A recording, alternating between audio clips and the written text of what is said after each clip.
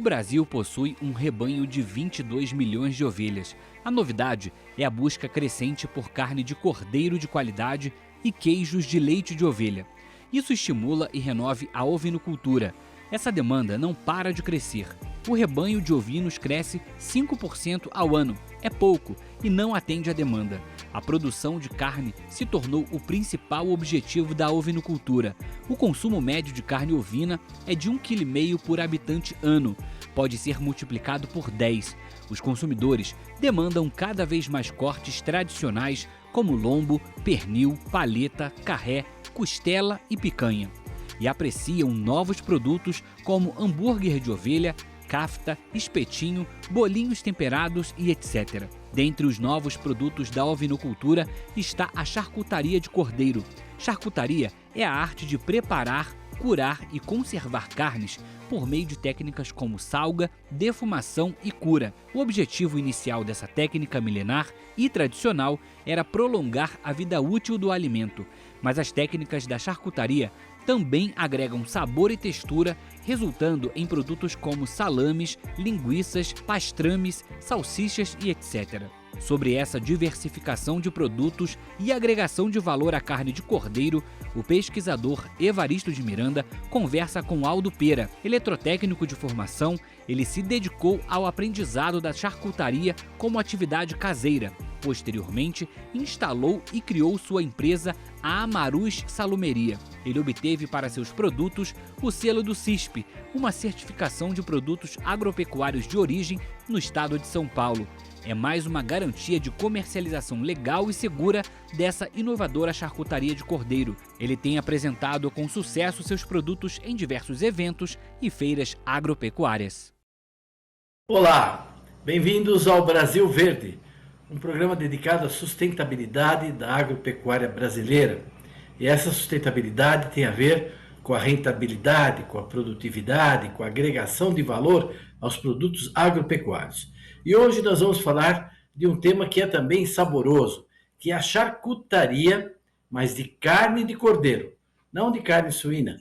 Vamos falar de carne de cordeiro. Vamos conversar com o Aldo Pera, que é um especialista nessa área e que também foi muito empreendedor nesse tema. Vocês vão se interessar muito por essa entrevista.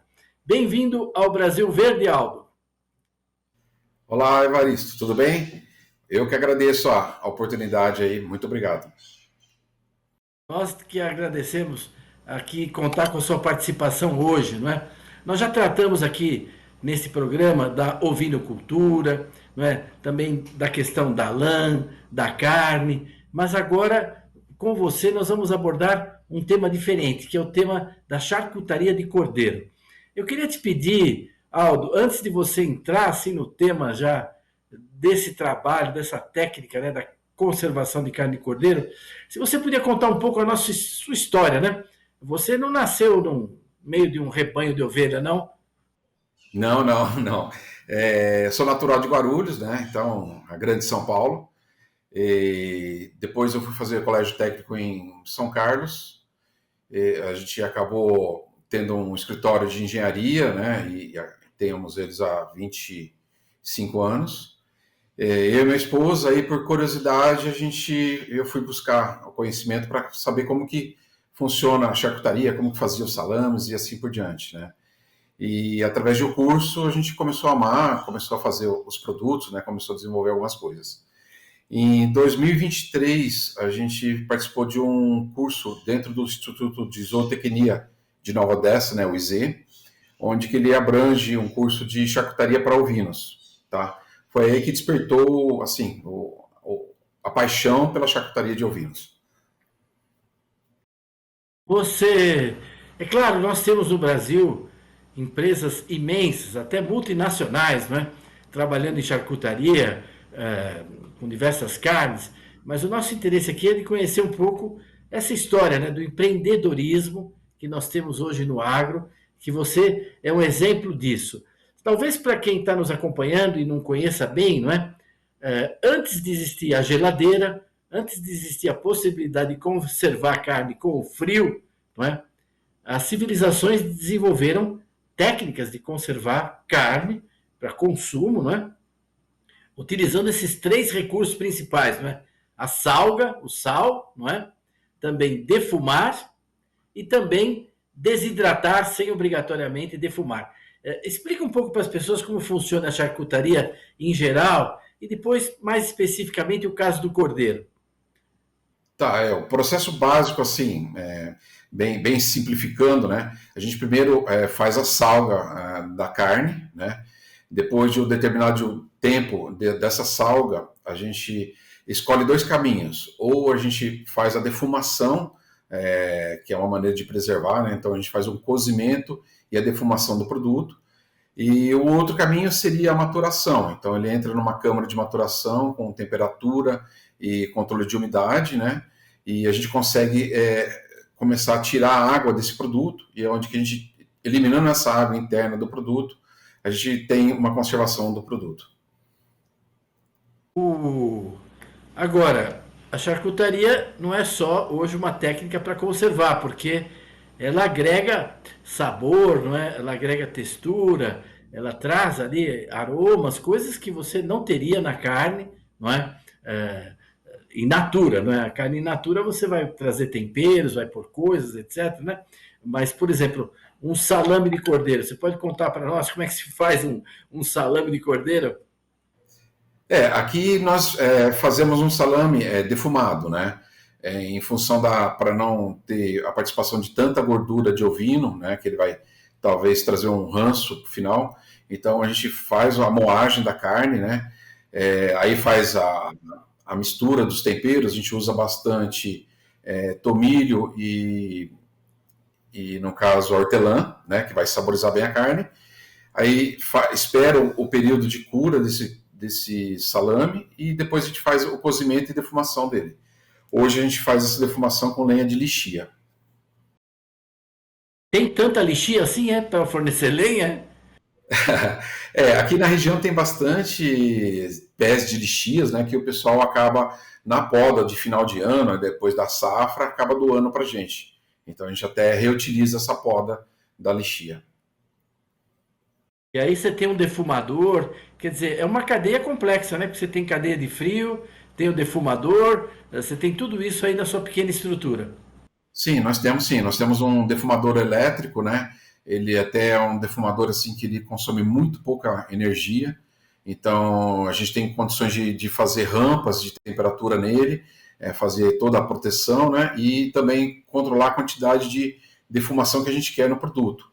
Então isso a gente consegue através de controles eletrônicos que tem no próprio defumador. Porque não pode ficar com gosto de fumaça, né? Tem que estar defumado, né? Não pode exagerar, não é? Isso daí, não É, é? sim, sim. E então, e no final você obtém um salame de quantas gramas, assim, qual que é a dimensão? Como é que é esse salame que você produz de É, o cordeiro? o tamanho dele hoje, final, está em torno de 230, 250 gramas. Ele varia um pouco, o tamanho. Sei. E aí, hoje você destina esses salames para venda aonde? Então, hoje a gente está deixando, a gente faz a venda pela internet e deixando alguns empórios aqui na cidade de Campinas, né? Nós temos 3 pontos que a gente distribui esses salames. E participando de várias feiras também, a convite, né, do governo do estado, da Secretaria tanto da Agricultura, do Turismo, justamente para fomentar a divulgação do produto. O pessoal gosta desse salame de cordeiro. Fiquei interessado aí com hortelã, não é? Deve ser um produto muito saboroso, muito diferente do outro salame de suíno, né? Sim, ele é um produto assim bem aromático, né? Bem simples. Tanto é que a gente, em algumas feiras que a gente participa, né? Principalmente assim tem uma rejeição inicial da pessoa, não quer experimentar cordeiro, né? Porque eu acho que ele tem aquela ideia do cordeiro de churrascaria, né? Que às vezes é um animal mais idoso, então tem aquele gosto às vezes marcante. Então, na hora que ele prova, ele assim realmente descobre que o cordeiro em si não é aquele sabor que ele está acostumado. Então, aí a gente acaba vendendo mais do que a gente acaba levando, né? Então, é legal, é gostoso. Você não traz produto de volta do AgriShow, das feiras que você participa. Vende tudo lá. Vende tudo, vende tudo. Graças a Deus, vende tudo. Você faz também a linguiça de cordeiro, não é? Sim, nós fazemos a linguiça de cordeiro também. Aí ela já é uma linguiça assim fresca. Na realidade, a gente acaba vendendo ela congelada, né? E aí a pessoa ou faz numa air fry, na churrasqueira, principalmente, né? A gente acaba não levando a linguiça para eventos, né? Em função da conservação, até mesmo a pessoa que compra para levar embora para casa, né? Dificulta um pouco. Então, o que mais sai mesmo é o salame. Salame. E existe pastrame de cordeiro? Temos o pastrame também. Nós desenvolvemos um pastrame de cordeiro, que ele é feito do pernil, uma parte do pernil, né, do cordeiro, e ele leva umas 5 especiarias e é defumado também. É um pastrame defumado. Fica só um pouquinho mais para quem está nos assistindo o que é um pastrame, porque todo mundo não, a menos seja muito descendente de italiano, não tem ideia do pastrame, mas uma charcutaria muito especial, né? O pastrame é uma carne que ela é assim, ela sofre um cozimento e uma defumação muito lenta, né? Então ela acaba quebrando as fibras da carne, então ela se torna bem macia e suculenta. E na hora que a gente coloca numa segunda etapa, ela vai uma crosta de ervas, né? Que aí deixa mais aromático ainda o pastrame, né? No caso, o corte do pastrame. E vocês chegam a defumar peças assim inteiras de cordeiro, como tipo um pernil, uma coisa assim?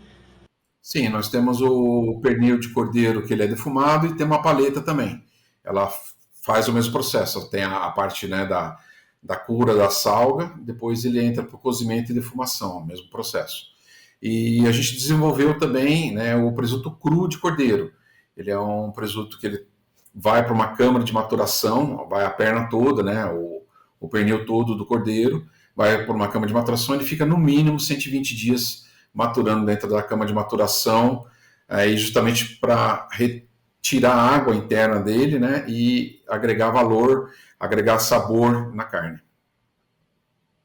E, e o consumo, no caso desse presunto cru, é análogo ao do suíno, quer dizer, você corta fininho, lâminas fininhas, ele tem muito sabor, muito gosto, você pode mastigar muito, o mesmo estilo ou é diferente?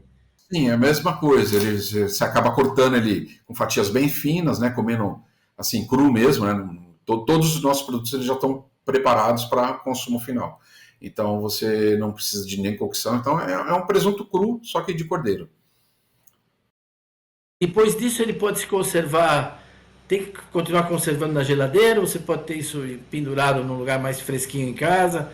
Como é que são esses produtos A gente indica para defumados? colocar na geladeira, tá? Mas ele pode ficar assim até uma temperatura de 20, 25 graus, desde que esteja acondicionado, né, num plástico filme, justamente para evitar o contato com o ar. E aí ele dura até acabar, até não tem assim um prazo de validade. A gente coloca um prazo de validade como segurança, né, que é os testes que a gente acabou fazendo, mas normalmente acaba antes desse prazo de validade. E curiosidade, no caso da paleta defumada, como é que ela é consumida? Seria o mesmo processo. Ali a pessoa começa a fatiar, né, em lascas, né, começa a tirar as lascas, e aí ela pode fazer um sanduíche ou comer, seria o mesmo processo. Olha, muito interessante. E você hoje, a sua indústria funciona basicamente numa base familiar, não é isso? Sou eu, Poucos minha esposa. empregados. Não, não, zero empregado. Sou eu, minha esposa. Ela me ajuda bastante. Então a gente recebe os cortes, né? A gente não tem criação de animais, porque nós somos uma salomeria urbana. Então a gente já recebe os cortes, aí processa e acaba tendo o nosso produto final. Hein? Muito interessante. Aldo, nós vamos fazer agora um pequeno intervalo e na segunda parte gostaríamos de voltar para você falar um pouco dos desafios dessa atividade, também como você encara o futuro, que você imagina, né? Se outros podem se lançar nessa aventura, um pouco o futuro da carne de cordeiro, porque você está ampliando esse mercado, né? Como foi dito na abertura da nota coberta, quer dizer, as pessoas estão cada vez mais acostumadas com as peças tradicionais, não é? Com o pernil, com o carré, com costela, com paleta. agora estão começando a conhecer linguiça, essas outras coisas, né? E a charcutaria amplia mais esse leque da carne de cordeiro junto ao consumidor. Nós vamos para o intervalo e a gente volta já já para continuar essa conversa com o Aldo Pera, que é o empresário e que atua na área da charcutaria. Um minutinho e a gente já volta aqui no Brasil Verde.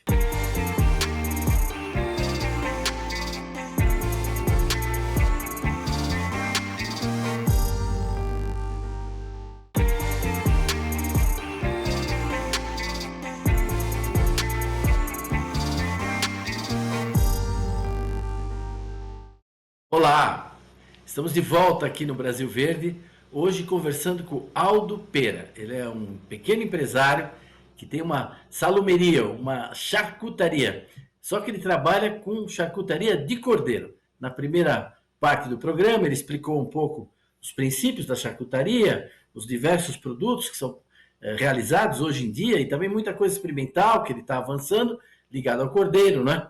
E agora nessa segunda parte, Aldo, você poderia explicar um pouco os produtos com que você trabalha? Como é que é esse mercado hoje? Dá uma visão para nós aí do que é produzido a sua salumeria. Legal. Então, eu trouxe aqui alguns exemplos, né? Então, nós temos aqui o salame de cordeiro, né? É uma peça de mais ou menos 230, 200 gramas, né? Ele tem uma variação. Se vocês se der para anotar, não sei se é possível, ele tem bastante ervas, né? E aí, no caso, o tomilho e a hortelã. Ele é um salame defumado.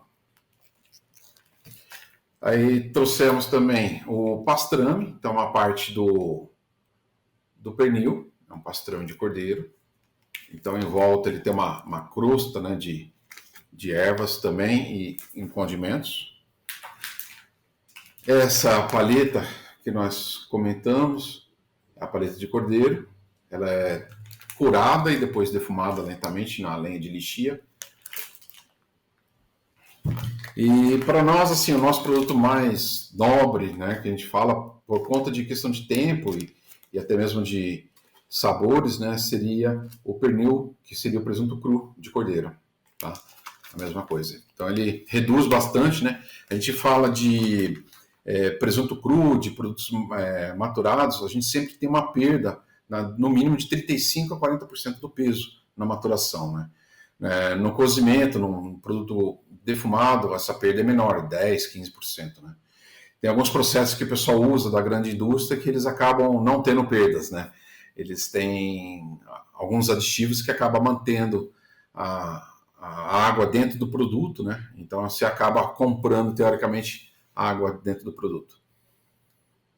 Olha, parabéns aí. Ficamos todo mundo com vontade aqui de provar aí, conhecer os seus produtos. Você foi diversificando essa gama e para o futuro, como é que você imagina, no caso de uma pequena charcutaria familiar como é a sua, né?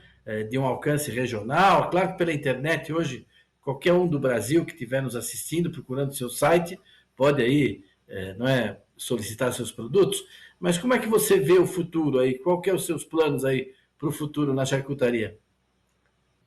A gente pensa assim, de continuar nessa caminhada de ter uns produtos diferenciados, né? Fazer da maneira que nós estamos fazendo artesanalmente, com todo carinho, valorizando principalmente a carne. Isso para a gente não abre mão, né? Usar o mínimo possível de aditivos químicos, somente aquele para garantir a segurança alimentar, né? E exigido por lei. Então a gente tenta o mínimo possível. E a gente vê de explorar. Tem alguns estudos, a gente já está fazendo alguns estudos de novos produtos que a gente quer lançar o ano que vem, né? Então já tem gente testando alguns produtos nossos que a gente acabou mandando, está testando, então a gente só está esperando esse retorno para lançar no mercado. Então a ideia nossa é assim, investir bastante na carne de ovina, no produtos de ovinos. Você também colabora, né? Troca informações com a parte da pesquisa científica, técnica. Você tem contatos com a Embrapa, com o Instituto de Zootecnia, eu imagino, com o Itaú. Conta um pouco essa interação. Tem lhe ajudado aí no seu caminhar aí, essa interação com a parte da pesquisa? Sim, sim. Tanto é que assim, a gente teve o contato inicial, né, lá no curso de zootecnia, e a gente acabou até formando uma amizade com o pessoal de lá, e a gente tá desenvolvendo algumas coisas em conjunto, né, algumas pesquisas, principalmente na parte de contaminação, que assim, está muito novo ainda, não posso estar divulgando, né, mas a gente quer ter um selo assim, de pureza do produto de cordeiro, tá, para garantir, porque a gente sabe que no mercado o pessoal principalmente usa a gordura suína para compor o produto, né, de cordeiro. Então a gente quer bolar um sistema de rastreabilidade, também de talvez até alguma coisa de DNA para pegar e garantir que aquele produto tenha um selo de pureza de cordeiro, que seja 100% do cordeiro, né?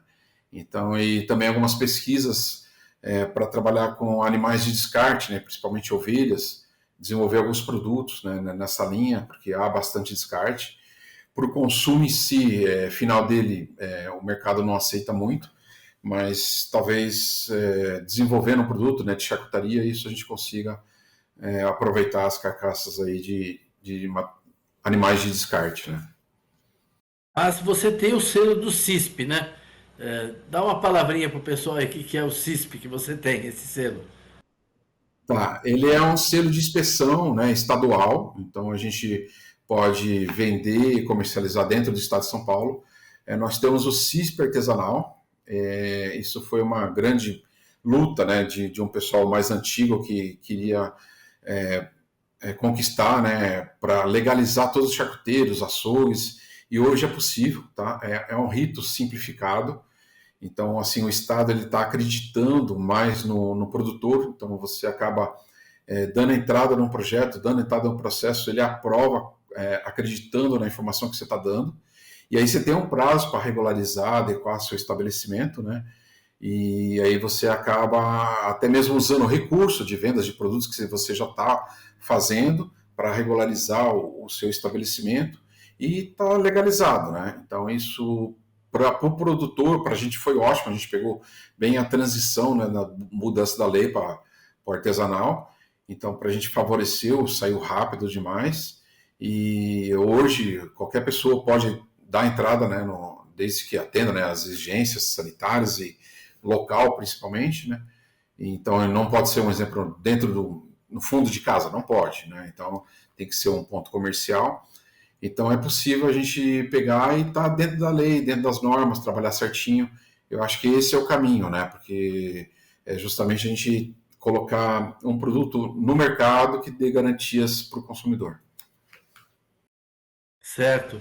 E essa charcutaria inovadora aí, você tem trabalhos com chefes, com restaurantes, alguma coisa que você possa contar para nós? Qual tem sido o interesse desse pessoal da gastronomia por isso? Então, tem alguns pedidos de alguns chefes, principalmente, né? Então a gente está desenvolvendo, um, na realidade um bacon de cordeiro, né? Então isso é um pedido de um chefe que ele quer fazer uma carbonara somente com cordeiro. Então ele quer o bacon de cordeiro, o pecorino, né? Que seria do leite de ovelha, para fazer a carbonara só da parte de ovinos. Então isso é uma coisa assim que já eu posso até falar agora porque já está na reta final, tá para a gente lançar isso. Então seria o bacon de cordeiro, né? Já tem Fica gente que substitui. produz. Oi, desculpa. Isso no, não, no caso dessa carbonara, substituiria o guanciale lá do É porco, o não? antiário, isso. No Brasil, o pessoal usa muito o bacon, né, para fazer a carbonara, que não é o tradicional da Itália, né? O tradicional mesmo da Itália seria usar o guanciale, que seria a papada do suíno. Então, esse chefe ele pediu, na realidade, um bacon, né? A gente não tem a papada do cordeiro, ele pediu um bacon para fazer a carbonara. Interessante, hein? Muito interessante. E o cordeiro, ele tem uma picanhazinha ou não? Tem picanha de cordeiro. Dá para fazer uma picanha maturada, a gente já fez alguns testes, dá para fazer uma picanha maturada, dá para fazer uma picanha defumada. É deliciosa, é muito, muito bom. Imagino que seja mesmo, hein? Quer dizer, você trabalha um universo que é muito gratificante dos seus resultados, né? Sim. No pior dos casos, dá para consumir com muita alegria, né? Quando estraga, a gente consome. Normalmente dá certo. Normalmente dá certo. Não, isso é muito bom mesmo, é muito bom. Eu acho que vocês são esses exemplos que nós temos muitos, e aqui no AgroMais, no Brasil Verde, eu tenho valorizado, né? Tem o pessoal que está trabalhando também com suínos, assim, tradicional, criação, fazendo de novo lata de banha, com pequenas latas de banha, com carne, com tudo, para voltar a coisas que a gente tinha e que foi perdido, né? Dessa riqueza, né? Que a gente tem, né? Lá no Nordeste também eles têm as suas formas de preparar cordeiro, né? E a parte mesmo a buchada, tudo isso que eles falam, quer dizer, isso tudo pode ter um caminho no futuro, não é verdade? Você mencionou aí rapidamente, né? Vamos falar assim, os miúdos do cordeiro, vai, né? Mas isso Sim, pode ter um caminho também no futuro de valorização, não pode? pode. A gente pode desenvolver charcutaria, pode entrar numa merenda escolar, pode entrar no dia a dia, né? É questão de estar divulgando, fazendo insights, né? A gente pegar e desenvolver isso, pegar um chefe, desenvolver um prato. Eu acho que falta um pouco disso, né? A gente pegar e realmente divulgar não só as partes nobres do cordeiro, né? Pegar e ele como tudo, dá valor ao animal em si, né? Ele não é feito só de algumas partes, né? Então a gente valorizar o animal como um todo. Eu acho que isso é importante. Então, e nesses países árabes que eu já visitei várias vezes trabalhando, poxa, kafta é uma coisa deliciosa, né? Porque é 100% cordeiro, né? Então, as pessoas, com o tempo, eu acho, vão saber valorizar no supermercado produtos que têm esse label, que têm esse selo, essa garantia de qualidade que você está dando. Eu agradeço muito sua participação no programa, nos deu uma visão geral aí do conjunto dessa charcutaria. Queria passar a palavra para você, para suas considerações finais aí, Aldo, já agradecendo de novo a sua participação conosco. Então, o que a gente gostaria assim que a pessoa procurasse sempre um produto artesanal, né? Procurar a pessoa que faz, tentar entender a história dele, valorizar a carne, né? No caso, a carne de ovino, e sempre dar uma olhada na composição dos produtos, nos rótulos, se realmente ele é 100% o produto, né? Se não tem alguma mistura, né? E assim, experimentar, é isso que a gente pede. Vamos experimentar os produtos novos, os produtos artesanais e valorizar o produto artesanal, que é um produto que normalmente a gente procura fazer ele com menos sal, ele é um produto mais natural, mais saudável. Esse é o meu pedido. E difundir a carne ovina. Vamos divulgar bastante, fazer o pessoal experimentar, gostar e consumir bastante. Muito bem, nós agradecemos a audiência, a todos que nos acompanharam hoje aqui nessa entrevista com o Aldo Pera e queremos convidá-los a estarem de novo conosco aqui na semana que vem para mais um Brasil Verde. Até lá!